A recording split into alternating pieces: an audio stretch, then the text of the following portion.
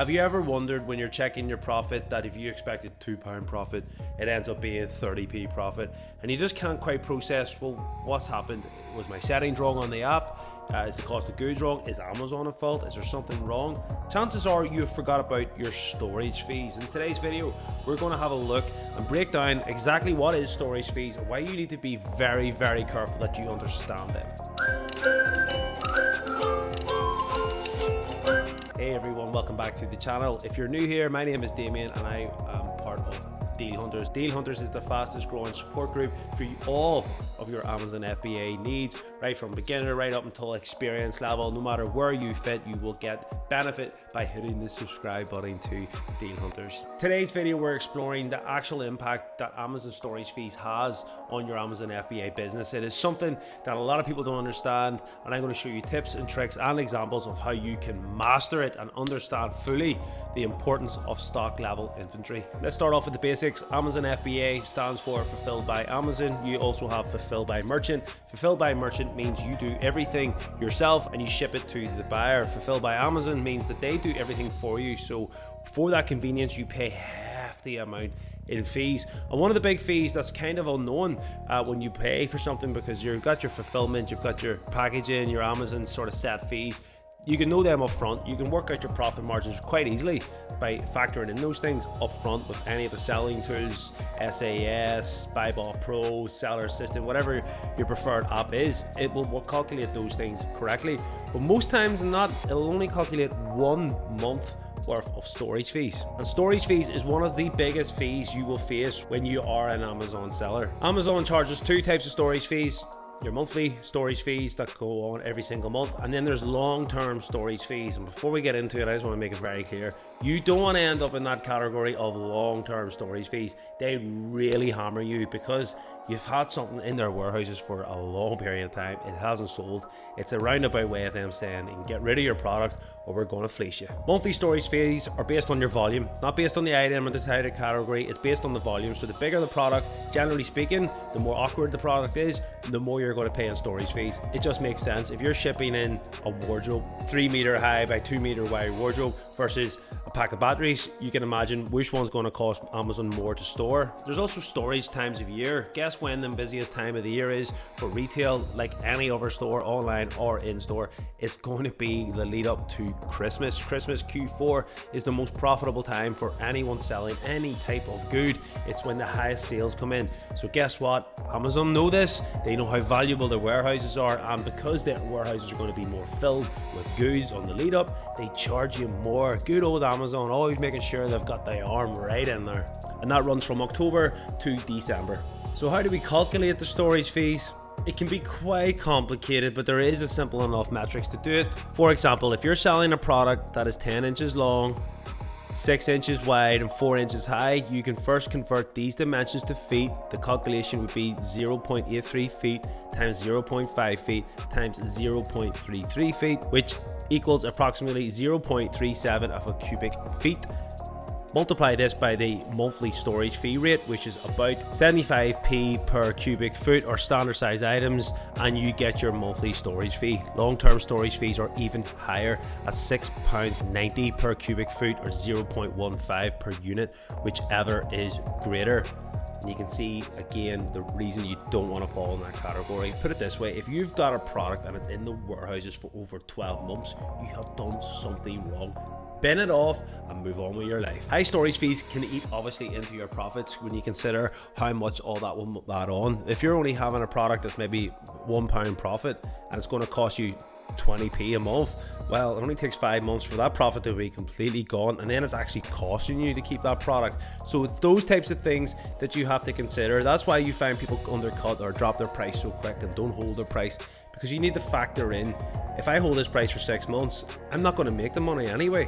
So you might as well, if you can, get rid of something within the first 2-3 months at the most and take whatever profit you can, because eventually it will just cost you. So what strategies can you utilize to minimize this cost? Inventory management, very, very important to keep an eye on your inventory levels. If you know something you're shipping in is only going to say sell 7 to 10 units a month, there is no point shipping in 50 units.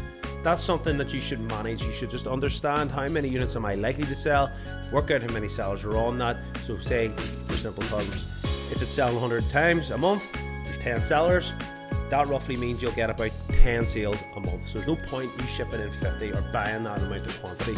If you're fortunate enough, like I am, to have plenty of space where you can store, it's okay to buy those lower selling products, because at wholesale you probably have to buy a certain minimum, or you're buying a large quantity and it's a good selling product. That's where I like to store my own stuff. So I almost have my own sort of management system going on in my own house. It allows me then to manage my inventory, and as it runs low, I then ship into Amazon. So there is ways around finding those good products, and I find that is a sweet spot. That gives you an edge over a lot of people. You think about all the people in like London or smaller homes that are working out, maybe have a 1-bedroom studio apartment. They cannot afford to keep that inventory in their house because they just don't have the room. So then they're shipping it in, which means all them lower products that don't sell well, they're missing them. And that's where I find I can swoop in and just get a little bit more of that money, baby. As I said earlier on, you really don't want to fall into that 12-month period or even longer than that. You have to understand how to calculate, and we'll get into that in a moment. But that's where you have to decide, is it worth holding this, or should I just remove my excess inventory?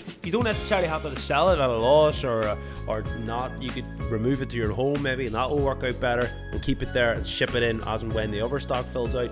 You just have to do the sums on it. There is also the possibility of reducing the storage size. So perhaps if you're shipping it in a larger box, maybe there's a box inside that, you can strip it down.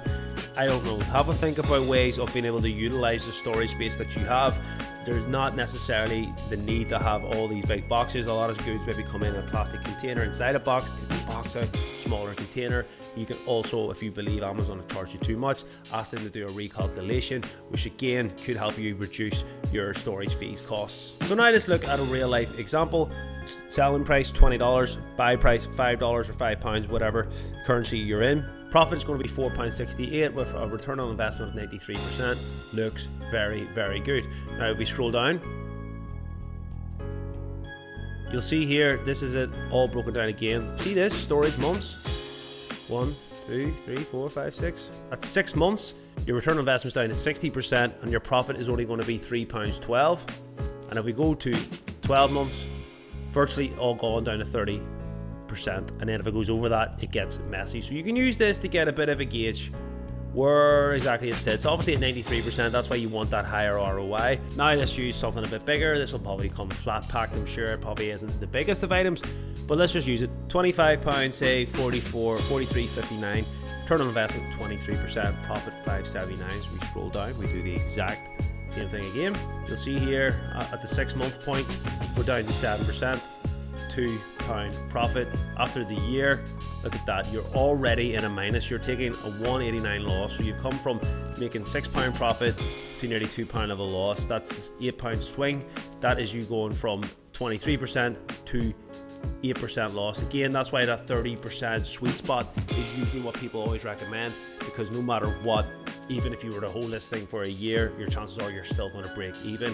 It's so important to get that ROI up, because if you even get good profit and the ROI is terrible, you really have only got a few months before the money's gone. So how can you prevent it? Well, there's SAS, for example, that can help you, but all of the tools will standardize this. BuyBot Pro is our preferred scanner for this type of goods because it's AI assisted, so it does a lot of the calculations for you. You can preset these things to maybe already calculate an average of 6 months storage. If you know it's there and you know how well things are going to sell, always adjust it. A lot of people just don't realize that it's there, so it's very, very important that you check it out. All of our partners, and again, if you go onto our website and check out our partnered links, you of course can sign up to any of them, get a free trial, and you get 2 weeks free to our deal sheet. And we're actually doing a deal right now. If you want in access, we're giving you 15% off using the code DH15. 15% off. Use the code. You can get access to the deal sheet, because if you get into our deal sheet, that's why we make sure we do source products that sell extremely well and have good ROI. So this whole thing you don't really have to worry about, because we have got you covered. In conclusion, the Amazon storage fees are kind of hidden. It's very, very important that you do check it out. Just remember, if you're considering buying a bigger product, an oversized product, you're going to pay a lot more in fees. So some ROI or profit that you think is good, if the product doesn't sell, it's going to cost you, it's going to hurt you. Smaller items, you can get away with it, 30%, use that as your gauge always anyway, but definitely for the storage, and then you don't have to really worry about it. Anything near approaching the 12-month period, I would definitely just get it rid as quick as possible. It's just going to hurt you more.